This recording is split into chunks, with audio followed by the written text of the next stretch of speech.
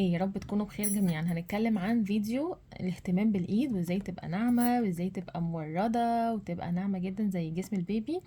فطبعا في الفيديو ده طالما هنتكلم في الايد فانتوا مش محتاجين حاجة غير ايديا. وعلى فكرة معانا حاجة كده مختلفة هنعملها المرة دي وهتدعولي عليها جدا جدا. يلا بس ركزوا معايا. اولا معانا هنا سكراب وكريم ميلك اند هاني. حرفيا حرفيا يعني عايزة ايدك تبقى زي جسم البيبي وهو لسه مولود. تعالي يلا اعملي ده. حتى لو بتغسلي ايدك في المية السخنة كتير، كل ده مش هيتأثر خالص وايدك هتفضل تحفة جدا. اولا السكراب بتاع ميلك اند هاني ده فيه ميلك اند هاني يعني لبن وعسل، وفيه كمان حبيبات سكر للتقشير، وهو اسمه هاند سكراب يعني بيقشر الايد. بصوا كده، بصوا. تمام. هنحطه على ايدينا كده، هتحسوا ان في حبيبات اهي. بصوا الحبيبات دي كده موجودة اهي، ريحته تحفة جدا جدا جدا.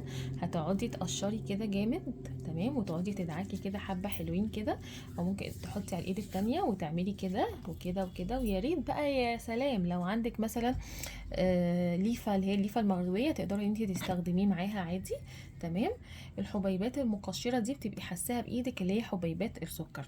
بعد كده بتروحي تشطفي ايدك تحت المية الدافية شوية. هروح اشطف ايدي وارجع لكم.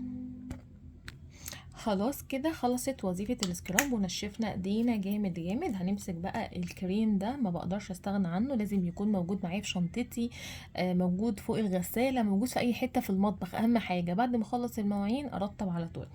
المهم بعد اي سكراب لازم احط كريم ترطيب، يعني ده بستخدمه كل يوم بشكل يومي، لكن بعمل حركة السكراب دي مرتين او 3 مرات بس في الاسبوع. خدي بقى الوصفة السحرية دي، هتخلي ايديكي ازاز. عارفين انتوا الازاز؟ يعني مش قادرة اوصفلك اللي هيحصل وهتدعيلنا. الوصفة السحرية دي هتاخدي من الكريم، لو انت ايدك خشنة بقى، ايدك متبهدلة وعايزة بجد تنجزيها على طول في اسرع وقت، هتاخدي من الكريم. تمام. حبة حلوين كده، بصوا قد ايه. تمام. وهتحطي على ايدك. تمام. اهو اهو اهو، بالمنظر ده كده. ما يعني سيبيه كده شويه. هتبقي ماسكه جوانتي زي ده كده، جوانتي عادي خالص اهو. تمام. وهتلبسي اللي هو انا بكتم النفس جوه. تمام. وهتلبسيه كده وامسكيه كده اهو، اهو كده، وسيبيه لمده ساعه كل يوم حتى قبل ما تنامي. طبعا هتحسي ان الايد جوه بدات ان هي تعرق حلو جدا، بدات ان هي اتبخرت. تمام. وكده الترطيب هيخش للمسام جوه، مش هيتطاير مع الجو، لان احنا بنبقى عارفين ان اي كريم بنحطه ومش كله الايد او الجلد بتتشربه. حبه الايد بتتشربها وحبه بتروح مع الهواء، حاجات احنا عننا مجرده ما تشوفهاش.